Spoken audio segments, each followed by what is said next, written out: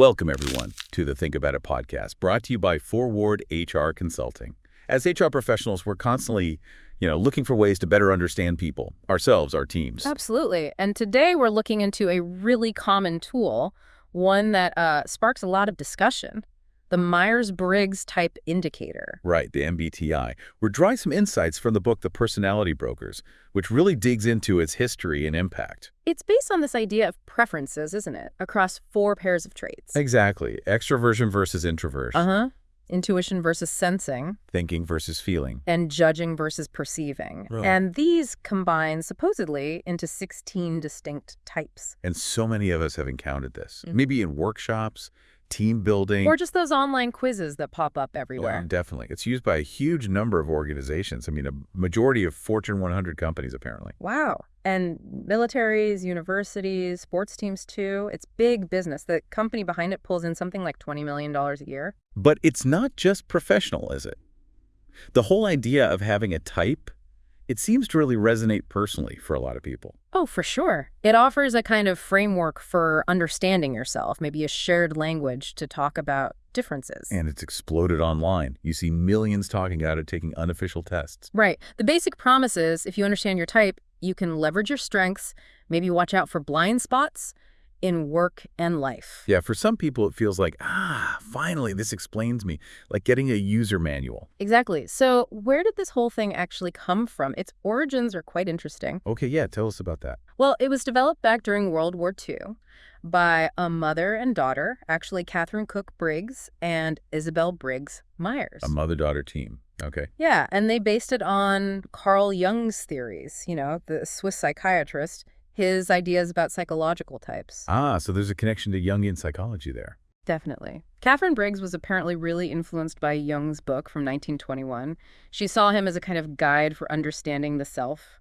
They even corresponded later on. Interesting.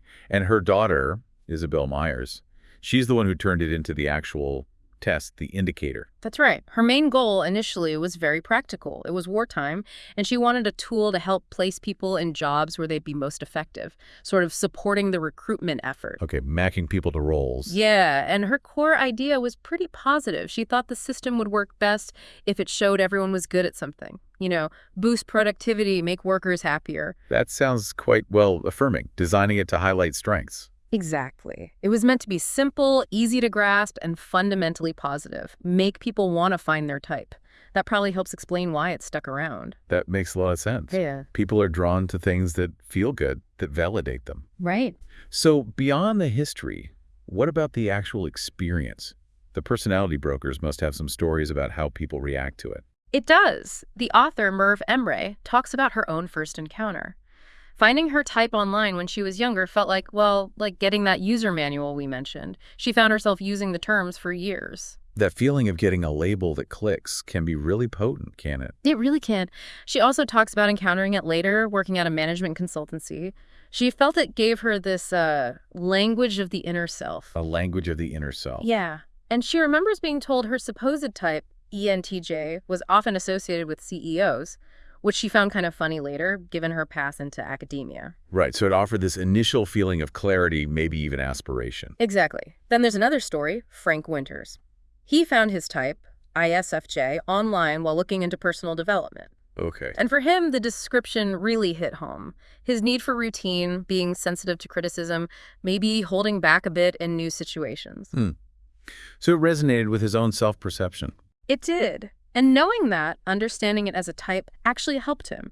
He felt he could be more compassionate with himself when learning new things, for instance. So it wasn't about fixing a flaw, but understanding a preference. Precisely. It gave him a framework for self-acceptance. And then you have people like Maggie Oglesby, who's a certified MBTI practitioner. Right, someone who uses it professionally. Yeah. And she really emphasizes its power in teams, how it can, help colleagues understand each other's styles, communicate better, build empathy. She talks about seeing frustration just melt away sometimes. That sounds like the ideal outcome in a work setting. It does. And Oglesby also shared her own story. She felt she'd suppressed her natural extroversion and emotional side growing up. Discovering her type, ENFJ, helped her validate those parts of herself. Ah, so personal validation too. Yes, and she found it helped her reframe interactions, take things less personally, both at work and even in her marriage. She mentioned her husband is an ISTJ, quite different. That's quite profound how understanding these preferences can shift relationships. It really can be. John Haxton from the Myers-Briggs company even told an anecdote about someone wishing they'd known about type earlier in their marriage, suggesting it could be like, well, like therapy light almost. Therapy light, okay. These stories really show why it's so appealing, don't they? What is it about these 16 boxes that just draws people in? I think a big part of it is that shared language again. It gives people a simple, accessible way to talk about themselves and understand others. It seems to fulfill this need we have, not just to know ourselves, but to express ourselves in a way others might get. And the internet has just amplified that massively. Oh, completely. You've got huge online communities dissecting types, applying the MBTI lens to, well, almost anything. Plant analogies, relationship compatibility. Right, even though, as you said, the company itself cautions against using it for matchmaking. Exactly. They're pretty clear it's not designed for predicting relationship success. But this online immersion, does it have downsides? It certainly can. You know, people can get sort of trapped in their type.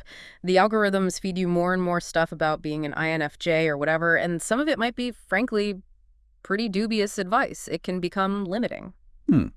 Like putting yourself in a box and staying there. Yeah, and there are broader concerns, too.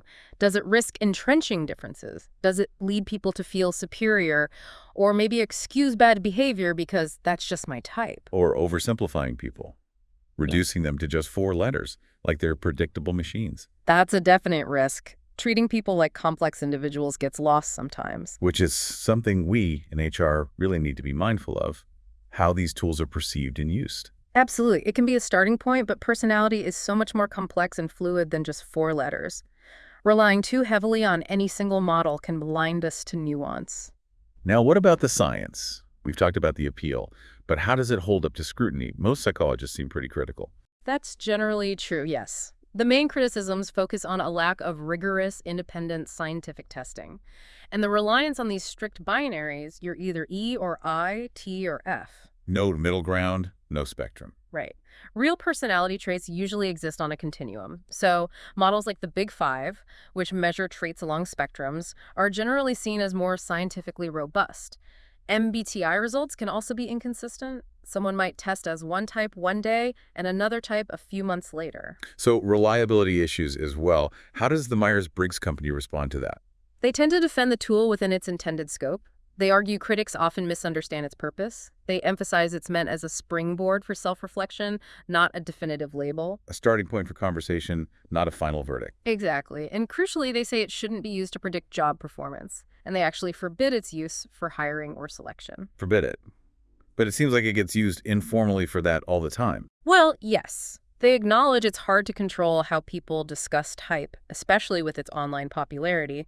But officially, it's not for recruitment. That's important, though there's a related concern, isn't there, about how this kind of people sorting logic might feed into other HR tech. That's a really key point. The underlying idea of categorizing people for efficiency, which was part of the MBTI's origin, has arguably been absorbed into modern data-driven HR. Think about sophisticated psychometric testing used in hiring now. Right, the algorithms analyzing candidates. Exactly. And that raises serious ethical questions about fairness, potential bias, and whether we're creating new forms of potentially discriminatory sorting just dressed up in data. That's a sobering thought. So, despite all the scientific criticism and potential pitfalls, why do people still flock to things like the MBTI? I think fundamentally it's because these tests offer something people feel is missing. A framework, a language, a way to think about who they are, what they want, how they fit into the world. It meets a personal need, even if the science isn't perfect. Perhaps. For many, that personal value, that sense of insight or community might just outweigh the scientific debate. It can be an exercise in sort of self-making, reflecting not just who we are, but maybe how we want to see ourselves or be seen. A bit like curating an online profile. That's an interesting parallel. And the author of The Personality Brokers, she actually took the official test herself, right? Yeah. After years of identifying with the type from online quizzes. She did. And interestingly, she got a different result. She'd long identified as ENTJ based on informal tests, but the official assessment came back ESTJ. Oh, So a shift in one of the letters. Yes, which really highlights how subjective self-assessment can be and how even the official tool might just offer a different perspective rather than a final truth. And what was the takeaway from the Myers-Briggs company on that? When your type changes. Their views seem to be that it's all part of the process, it's a journey of discovery, and there isn't really one correct type locked in forever. Ultimately, it's about what you do with the information, the insights you gain. Okay, so as HR professionals, thinking about all this, understanding the tools people use to make sense of themselves and others is really crucial, isn't it? Absolutely. The MBTI story, as laid out in The Personality Brokers, is a fascinating example of why these systems have such enduring appeal, but also why we need to approach them with, a degree of caution. Right, it can offer that common language, maybe spark some initial insights into preferences, which can be useful. For sure. But it's so important to keep that critical perspective, remember the limitations, the debate about validity, and just the sheer complexity of individual human beings. Ultimately, building understanding and collaboration in our workplaces, it needs more than labels. It's about fostering real communication, active listening. Valuing diverse perspectives, not just sorting people into boxes. Exactly. We hope this explorations give you some food for thought for your own practice. We definitely invite you to continue the conversation. And if you're interested in how Forward HR Consulting can help your organization build stronger, more understanding, and more effective teams, please do visit us. Our website is www.forwardhrconsulting.com. You can find out more about our services and resources there.